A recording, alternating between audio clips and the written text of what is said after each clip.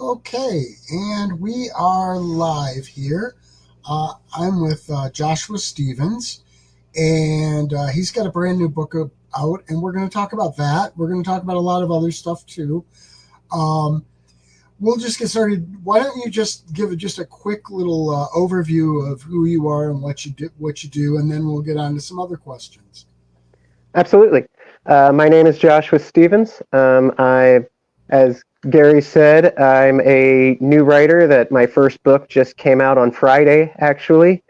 Um, Otherwise, I'm just a normal guy with a normal 9 to 5 type job. Um, yeah, that's about it. Okay. Now, since we do for Spooky Ventures, we do a lot of everything's got to have some spooky content. And so I like to ask certain questions of pretty much everybody. Um, and we'll get into those first. First off, do you remember when you first got fascinated with the spooky genre or, horror and that type of stuff? I can remember even at a young age, being interested in supernatural type stuff. I mean, growing up, I would watch a lot of like Are You Afraid of the Dark on Nickelodeon, growing up in the late 90s, early 2000s, obviously Goosebump books and those kind of things. But also, my parents watched a lot of like Vincent Price movies and The Twilight Zone and that kind of stuff. So, all of that type of stuff was very much influential growing up and getting me interested in telling those types of stories. Excellent. Um, Now, for my next question, uh, do you have a favorite medium? And I'm not talking for working in, obviously, Right. print is it, but for enjoying horror, do you have a favorite medium, be it film, TV, literature? For the most part, and this goes for just about everything, books I read a lot. Because of my work schedule and stuff. I don't have a lot of time to really sit and watch a lot of shows or movies and those kinds of things. I do occasionally, but for the most part, most of what I do is reading books and that kind of thing. As far as getting stories, and horror would be no different. Right. Okay. Sorry, I have to keep going back to my questions here on Oh, my that's little that's document. all right. Um, Now, who are some of your favorite horror creators? Uh, there's a long list, but I'll try not to go through everyone. As far as books go, I love a lot of different horror writers from Mary Shelley's Frankenstein and Bram Stoker, all the way up to I love Anne Rice, love her work. John Saw, I like a lot of his stuff from the 80s and 90s. And as far as movies and stuff go, I really like M. Night Shyamalan, Tim Burton. I like a lot of the more light horror, spooky, supernatural type stuff than I do a lot of the hardcore horror. Cool stuff. I tend to be very much a supernatural horror type person, and I'm a lot of the atmosphere of it, so I kind of can appreciate a lot of that. I think we're sort of on the same page sometimes on that. Um, what are some of your favorite horror books? Some of my favorite horror books are Shadows by John Saul was one of the first like adult horror novels that I really connected with. And then there's a book called I'm Not Scared by Niccolo Amaniti. He's an Italian writer. I don't. He They made a movie of it, but it was a foreign language film, so I don't know how many people are aware of it. But that was a book I really enjoyed, and also a book called The Believers or The Religion. It's gone by a couple of different titles by Nicholas Condi, and they made a movie of that in the 1980s as well. But Oh, I remember that movie. That movie was pretty scary. yeah, it had Charlie Sheen in it. Yes, yes, Yep. pretty creepy movie. I never read the book, but yeah. Right. Yeah. So that was just, yeah, I like those are probably three that stand out to me as being influential, whenever I think about my favorite horror novels. Okay, well, what about horror movies then? Horror movies, The Haunting, that movie with Catherine Zeta Jones and Owen Wilson. Oh I my have god, always, I thought I was the only one who loves that movie. I know I bring it up and people are always like, "Oh, I forgot all about that movie." But yeah, I think it's the way they build the suspense in that, and there's so many little details and things in that movie that I think they really hit on, and it was great. The Village by M. Night Shyamalan is another one that stands out to me that I really, really was into. And also The Quiet Place is probably the most recent horror movies that I think were really just outstanding quality in terms of the way they told a story. Nice. Yeah, I can't believe so many people just trash on The Haunting, and I don't get it because I Yeah, think it's a really fun movie. it is. It is. Okay, And so go ahead. Go ahead. oh, I was just going to say, I think the cast was incredible in that. I forgot Liam Neeson was in that too. Oh yeah, Um, yeah, and I there, get where some people are sort of put off by some of the CGI in it because it was really early CGI, and right. I get that, but come on, it's a good story. It is. It's a very good story and very well done. Yeah, Yeah. for the time Um, period. yeah, exactly. I mean, you got to take into consideration when it came out. I actually saw that movie in the theater twice when it came out because I loved it Nice. so much. So Very cool. we can't live by spooky alone, though. So what other things are you into? I really like music. Um, I have a record player, so I spend a lot of time just looking for vinyl records and just discovering different artists. And I also like some video games. I don't play video games as much as I used to, but I like a lot of RPG adventure type video games. And I like traveling. Like I like just going to different places around the country and checking out local coffee houses and just hanging out in little downtown areas and getting to know the local atmosphere, that kind of thing. Nice. You know what? We actually do have three viewers apparently. Nice. Nobody's commenting, but we do have three viewers at the moment. Um, Now, if you could sit down to dinner with any three people, living or dead, with whom would you be dining and what would be on the menu? Oh, I didn't even. I don't know if I sent you that question ahead of time. No, you did. You did send me, and I thought about the people. I didn't think about the food. But no, it would probably be either Chinese food or lasagna. It would be one of those things because those are always wins in my book. But as far as people go, the number one person, the most influential writer for me of all time, and is Charles Dickens. I came across his work when I was in middle school to high school, and he's just always. I will always argue that he was the greatest writer who ever lived, and I know there's people have mixed views about him nowadays as far as classic literature goes, but I really enjoy his stuff. Most recently, R.F. Kuang. She wrote Babel, which was a big release a year or two ago, and Yellowface was her book this year, and she wrote the Poppy War trilogy. But I just think she has some really cool stuff going on in her writing and in her stuff, and I'd love to just kind of sit down and pick her brain. Babel was kind of a dark academia, so that's borderline in the horror category, but more on the fantasy side than the horror side. And last would be Anne Rice. There's just something about the way she was able to combine the dark, grotesque horror genre with just she brought beauty to it in a weird way. She made the grotesque beautiful, and I'm in the way that she wrote and told a story. Just I love, and I would just love to. I wish I could have had a conversation with her. I've looked up some interviews of her when she was alive, and I find her perspectives on writing and storytelling to be really interesting, and I think she would have been a fun person to have a conversation with. Nice. So what would well we've got a question from a viewer, but we'll get to that in a minute. But what would be on the menu then? What would be on the menu would be it would be a Chinese buffet. That's where we would be. Nice.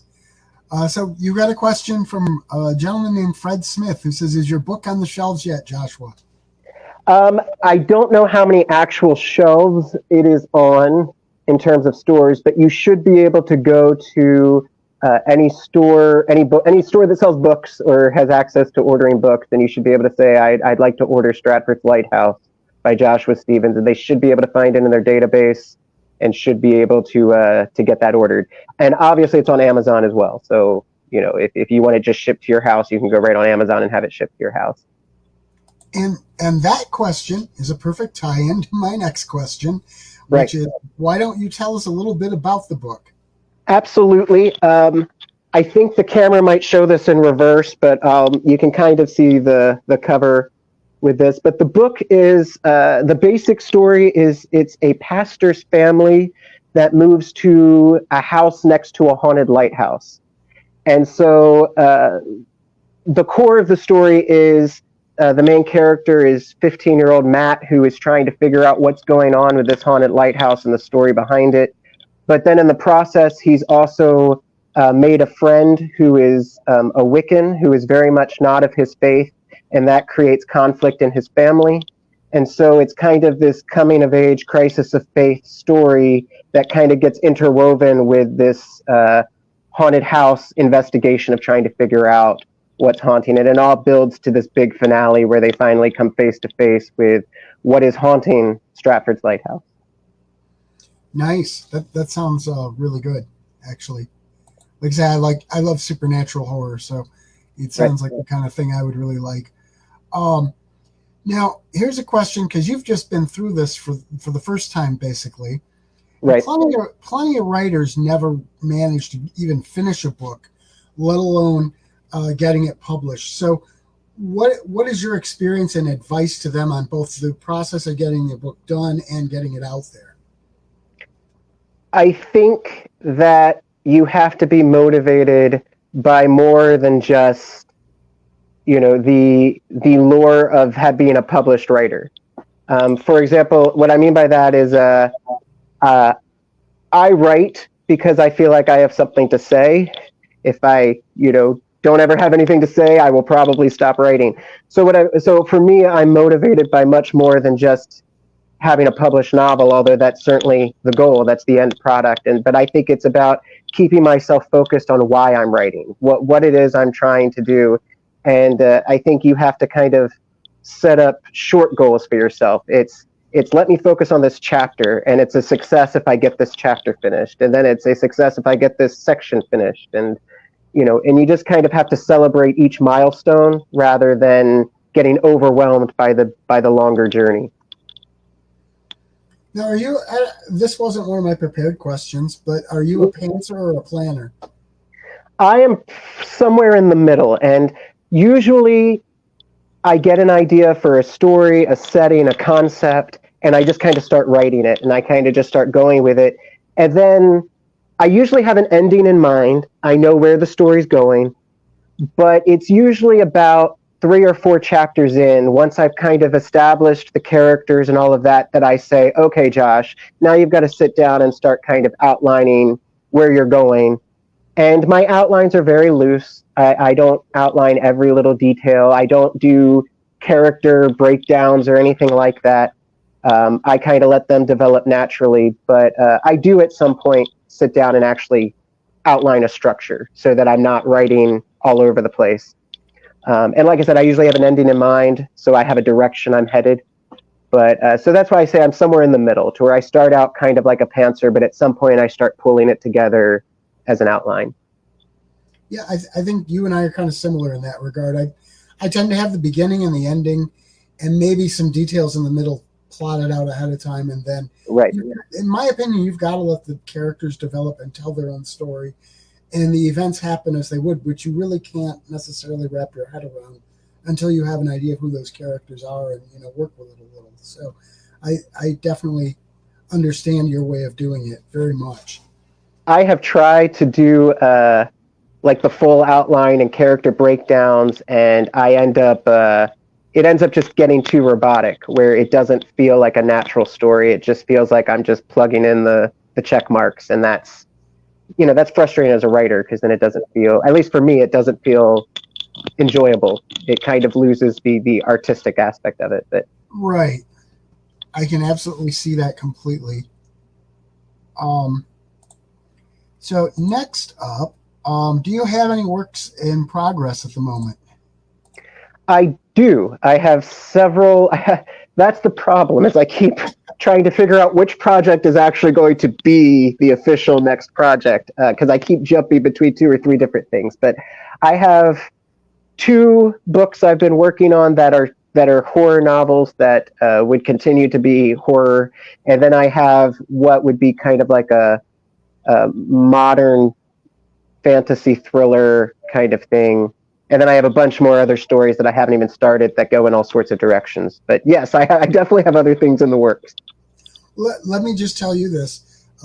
As someone who's been doing this for a long time, the writing aspect, I find it very helpful to have multiple projects in the works at once because while it can be annoying because you've got all these unfinished things, it's also great because if you get to a point where it's like this one just isn't really working for me, you move on to the next one and maybe make some more progress with that and then go back to it later. I find that actually very helpful and a good way to beat whatever the writer's block that everybody gripes about.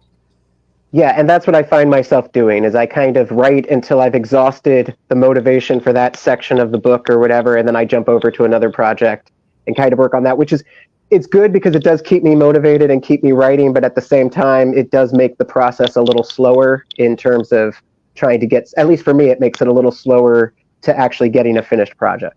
Oh, tell me about it. I've got I had a science fiction, my first science fiction, basically a novella that came out in 2020, and I'm still working on the sequel to that because I keep putting it aside and working on other stuff. But so yeah, I completely get that. But it is very helpful to get past writer's block, and I highly recommend that for writers. Actually, Yeah, I have I actually have the first. Oh, go ahead. I was gonna say it keeps you from getting as frustrated because if you're only working on one thing and you get and it will happen, you know, you're just gonna hit a dead end or something with it. And if you get to that point and it's the only thing you're working at, you get frustrated because then you don't have anything to write. But you can move on to something else. I think it helps to keep you motivated. Definitely, definitely. I was just saying that I do have a first book of a dark fantasy series finished, but I've held off trying to get that published for that very reason. As I know once the first one's published, I'm kind of required to get the next ones out. And at this point, I'm not sure I'm disciplined enough to get those other ones done in a timely manner. And so I've held off on that one. So that's a project that'll probably come out eventually too. Nice. I really think it sounds like you've got your stuff together as far as getting the handle on how this whole thing works, and that's really good. Um, so I guess we sort of touched on this a little bit, but not completely with the works in progress. Which is, do you have some goals for the future with your writing? Yes. I think. I mean, I guess nothing super fancy. I mean, they're very loose goals of like, you know, within the next 6 months to a year, I would like to have a second novel ready to be published. Um, and then obviously I have ambitions of it would be nice to, you know, I guess everybody dreams of maybe getting a big publishing contract and the, you know, Netflix contracts and all of that. But, you know, those are things that are, you know, they're good dreams, but at the same time, you know, realistically, it's just focusing on one book at a time and focusing on the next project at a time rather than getting caught up trying to on those big things. Yeah, those big things tend to be more like almost like winning the lottery. You know, so few Absolutely. Yeah. so few people can actually ever get that. Um, but yeah, that's those sound like good goals, and they sound, you know, it's always helpful to have achievable goals, which is what you said you do along the route of writing your stuff is to have achievable goals. So that sounds Right. like a good way to move your career forward, really. Um, and you know, so that's sort of the end of the questions I had prepared. But I always ask people if there's anything you'd like to talk about that I didn't bring up. This is a chance. Go ahead and tell people about whatever it is you want to talk about. I thought about that question a lot, and I don't, I don't think there really is a lot that your questions didn't cover that I would have wanted to say.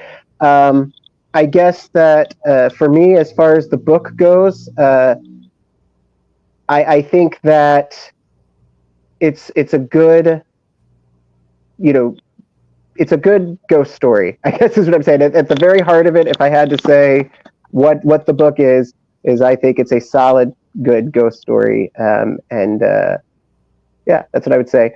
And also, I don't know if I said this earlier. I have the website up there, but joshuastevensthewriter.com is where you can go to get all of the details about, how to buy the book. You can get access to my social media. I'm also going to hope to be able to link, once this video is up on YouTube and that kind of thing, I'm going to try to link the video and that kind of thing to that. So everything that involves me and my writing, you should be able to find at joshuastevensthewriter.com. Excellent. That was the other thing I was going to ask on the closing moments, was to do your website. So perfect. So if you're happy with this, then we'll call it a day. And I really want to thank you for being on here, and thank you to Mr. Fred Smith for showing up here and watching and adding some questions and comments. So, yep. And I want to thank you very much for having me. I really appreciate you giving me that opportunity. Oh, absolutely. It was a lot of fun. Come back again sometime when you got your next one out, or anything else out you want to promote. Absolutely. That's what I like to do with this YouTube channel, is to help people promote their projects as long as they fit in the spooky vein. So, that's always available. All right. Yep. All right. Good meeting you, Joshua. Take care. Nice to meet you. You too. Spooky Ventures is the home for spooky content and spooky merchandise on the web. Check it out today at spookyventures.com. And remember, always keep it spooky.